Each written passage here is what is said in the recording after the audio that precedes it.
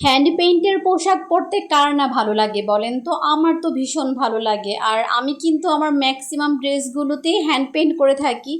ব্যবসা আমার যাই হোক না কেন, নিজের ড্রেসগুলো কিন্তু আমি নিজে পেইন্ট করে তারপর পরি। যাই হোক, আসসালামু আলাইকুম। কাছে দূরে যে যেখানে আছেন সবাই কেমন আছেন? আশা করি আল্লাহর অশেষ রহমতে সবাই অনেক অনেক ভালো আছেন। আলহামদুলিল্লাহ, আমিও আল্লাহর অশেষ রহমতে ভালো আছি।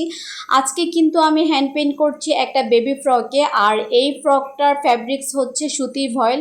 যেহেতু গরমের দিন আর বাচ্চারা যেহেতু সুতি কাপড়ে খুব কমফোর্ট ফিল করে, যে কারণে কিন্তু আমি সুতি কাপড়গুলোতেই হ্যান্ড পেইন্ট করে থাকি বা সুতি কাপড়ের ফ্রকগুলোতে ম্যাক্সিমাম সময়। তারপর আমি সেমি মসলিন বা বিভিন্ন টাইপের ফ্যাব্রিক্সও করে থাকি, কিন্তু সুতিতে আমার মনে হয় করলে বা সুতির ফ্রকগুলো পরলে বাচ্চারা কিন্তু খুবই কমফোর্টেবল ফিল করে। আমার কাছে সেটাই মনে হয়, যেহেতু ছোট বাচ্চা যাদের অ্যালার্জি প্রবলেম থাকে তাদেরও কিন্তু দেখা যায় সিনথেটিক কাপড় পরলে প্রবলেম হয়। যেহেতু বাচ্চা মানুষ, ওরা তো আর বলতে পারে না, তো আমরা যারা বড়রা আছি আমাদের কিন্তু বুঝেই বাচ্চাদেরকে ড্রেস পরাতে হবে। আর সুতি এমন একটা কাপড় যে যে কোনো বয়সী বাচ্চাদেরকে বা যে কোনো বয়সের মানুষদের পরলে কিন্তু খুবই কমফোর্ট ফিল করে।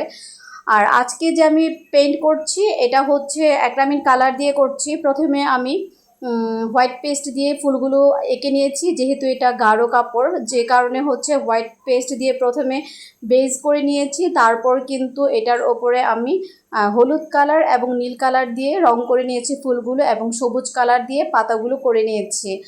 আর হোয়াইট পেস্ট যখন আমি এটা দিব বা হোয়াইট পেস্ট দিয়ে যখন ফুলগুলো আঁকবো, তারপর কিন্তু হোয়াইট পেস্ট শুকানোর জন্য সময় দিতে হবে। যদি শুকোনোর জন্য সময় না দিই তাহলে কিন্তু দেখা যায় রঙটা একদম হোয়াইট পেস্টের সাথে ব্লেন্ড হয়ে যাবে। দেখা যায় তখন এটা অন্যরকম একটা কালার চলে আসবে।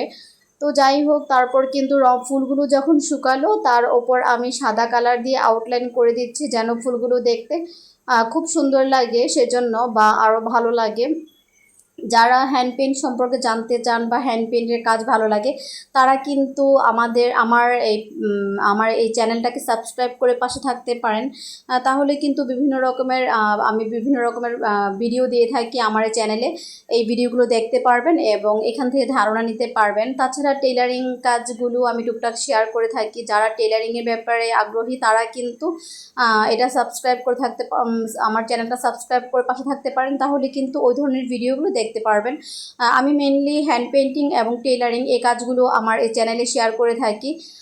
তো সবাই অনেক অনেক ভালো থাকবেন, এবং আমার ভিডিওটা ভালো লাগলে একটা লাইক এবং কমেন্ট করবেন। এবং